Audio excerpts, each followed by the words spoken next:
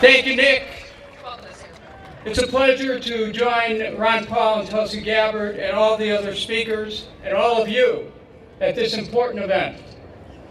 Brothers and sisters, we gather here this afternoon before this national shrine dedicated to an apostle of healing with the recognition that we are at an epoch of American history, no less fraught than that which was faced by Abraham Lincoln, but with the knowledge that our nation has survived times of division by invoking the power of spirit, the light of truth, and in the words of the prophet Isaiah, through making justice the measuring line.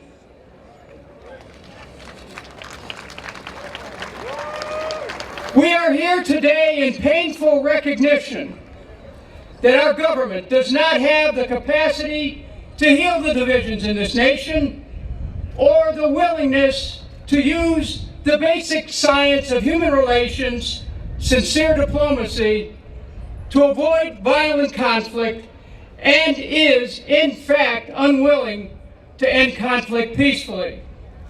Its greatest talent is to craft misinformation and disinformation, to subvert the media and misuse it as an instrument to incite fear and hatred among our people, exciting partisan divisions at home through crass politics, and stirring ancient hatreds abroad through lies, deceit, false flag operations, and provocations which profane the very essence of democracy.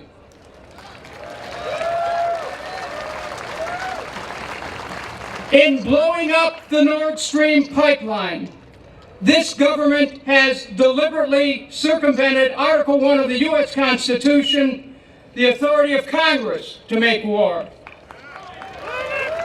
It has violated international criminal law by conspiring to commit acts of sabotage and violence on the high seas. It has used illegal and unconstitutional means to destroy the energy resources needed to protect millions of people in Europe during the winter, and then to profit from its illegal actions by selling energy to Europe at a 4 to 6 times markup. It has done so. It has done so blatantly, cynically, simultaneously taking credit for the destruction of the Nord Stream pipeline and then denying any role in it. I speak directly to those responsible, thanks to a courageous journalist, Seymour Hersh. Thanks to a courageous journalist, Seymour Hersh. We know what each of you did at the Nord Stream pipeline, Mr. President, Mr. Secretary of State, Mr. National Security Advisor, and Madam Undersecretary of State, and we will not rest until you are held accountable by Congress, by the International Criminal Court, and by the American people at the next election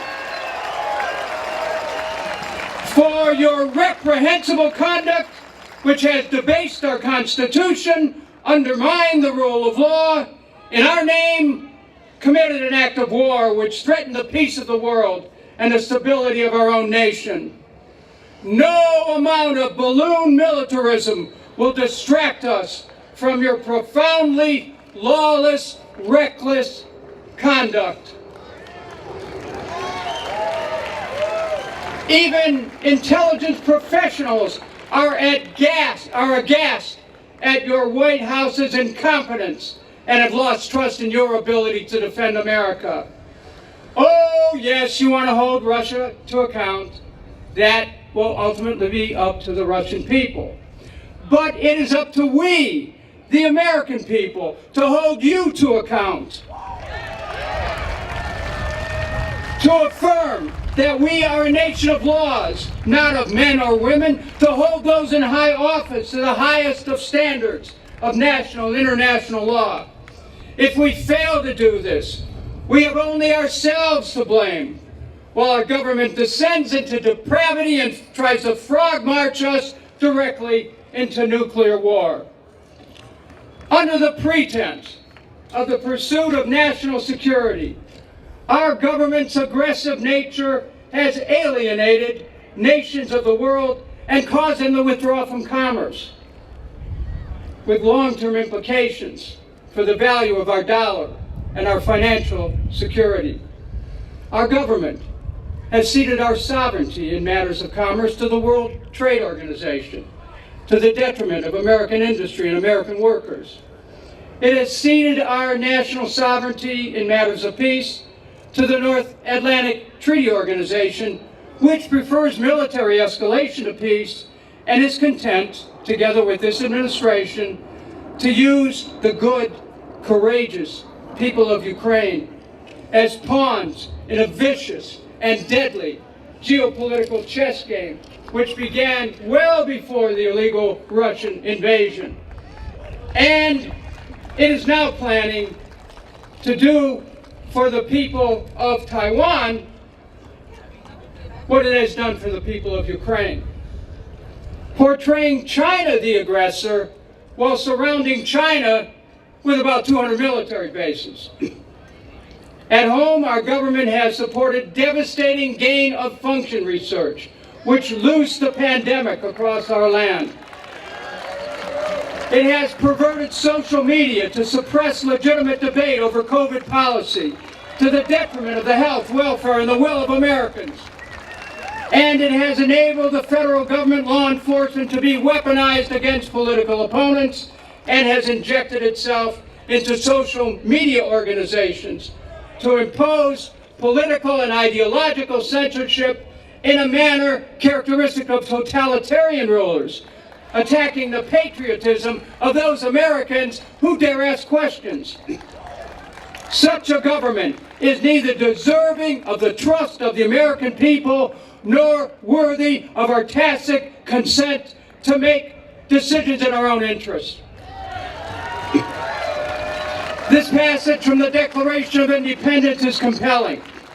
Quote, that when any form of government becomes destructive to these ends, it is the right of the people to alter or abolish it, and to institute new government, laying its foundation on such principles and organizing its powers in such form as to them shall seem most likely to affect their safety and happiness. We must change this government before it destroys our nation. We must change the way we are governed, insisting upon a government dedicated to peace.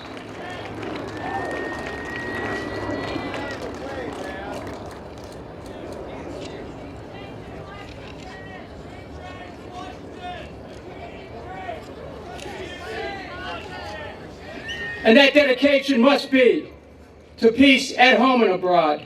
Strength through peace ensures our defense and our readiness by not wasting our resources on ideological warfare.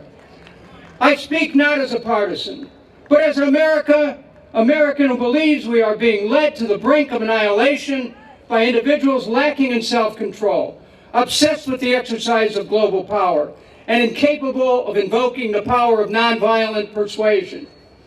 As a congressman, I warned America about going to war after 9/11. I led the effort against the Iraq War together with Ron Paul, and saw the lies that took the lives of at least 4,491 American men and women, cost this nation more than $3 trillion, laid waste the country of Iraq, killing at least 1 million innocents, all because our leaders lied about Iraq and weapons of mass destruction and provoked great fear across the land. For fear is a weapon of mass destruction. Hatred is a weapon of mass destruction.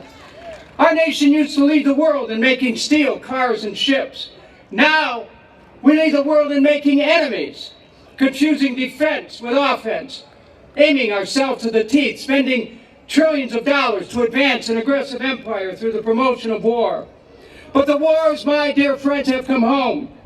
While our nation spends $1 trillion every year to prepare for war, millions of Americans are ill-fed, ill-clothed, ill-educated, ill-housed, without hope for the future. We cannot fuel wars across the world and pretend that there are no consequences. The wars inevitably come home. The carnage is now in the streets of our cities, as millions of Americans are overwhelmed by anger, despair, hopelessness, and unrelenting mass violence. America's destiny in its founding was to be the light of the world, a free and independent nation among nations, not a nation above nations, not a military juggernaut roaming the world, conjuring dragons to slay. We were to be and are to be the land of the free, the home of the brave, not continually locked into fear by a government made of fearful people who are afraid of balloons. But instead, they really need to be afraid of the American people as we come to a realization that our government has been turned into a racket by corrupt, incompetent leaders. This then is a call for an American revival, a revival of courage, of authenticity, of a willingness to participate in the work of rebuilding our nation politically, economically, and spiritually. America longs for a return to government of the people, which focuses on taking care of things here at home. We as a nation cannot hope to favorably influence the conduct of other nations while at least 30 million Americans are food insecure, 500,000 homeless struggle every day to have a roof over their heads, while American communities do not have clean water, and while our nation has shown itself incapable of even responding to the urgent needs of those affected by the derailment disaster in East Palestine. This government's chilling lack of compassion and empathy is on full display not only in East Palestine, Ohio, but across the globe. Policies which lack human sympathy portend greater and greater destruction. My fellow Americans, it is time to revive the spirit of America so that each one of us truly believes in the ability of the nation to function for the benefit of all of us. It is time to make real the dream of prosperity for all. It is time to make real the dream of education for all, and health care for all, and jobs for all, retirement security, and safe neighborhoods. It is time to revive the spirit of patriotism, which reflects a daily celebration of freedom where Americans are free from government prying and spying into their personal lives, and where each of us is free to make decisions about our own lives, our own health, and our own beings. It is time, I'm almost there. It is time to revive the spirit of truth, of peace. The scriptures say, "Blessed are the peacemakers." It is time for America to establish a new role in the world where we demand of our leaders the ability to reconcile with other nations, to make peace with our brothers and sisters. We must coalesce as a nation to seek and define the underlying unity which binds us as Americans. Love of life binds us. Love of peace binds us. Love of country binds us. Brotherhood and sisterhood binds us. Love of home binds us. Love of church, synagogue, temple, and mosque binds us. Love of work binds us. Love binds us all in a union of hope. And as we revive our oneness as a nation, we proclaim the deeper meaning of our first national motto, E pluribus unum, out of many, we are one. It is then we can truly unite with the rest of the world. For human unity is the ultimate truth. We are interconnected and interdependent with people everywhere. And as nations strive for self-sufficiency, so too they must strive for cooperation. It is human unity which will save our planet from destruction and enable us to achieve a heaven on earth. It is the realization that we are, all of us, created equal and entitled to self-determination and self-fulfillment, individually and collectively. My fellow Americans, this our country, this land we love, to whom Americans pledge allegiance, must in turn pledge its allegiance to we the people, allegiance to truth, to one nation, under God, truly with liberty and justice for all. Let us proceed then by these words from Lincoln's second inaugural. With malice towards none, with charity for all, with firmness in the right, as God gives us to see the right. Thank you very much. Thank you so much.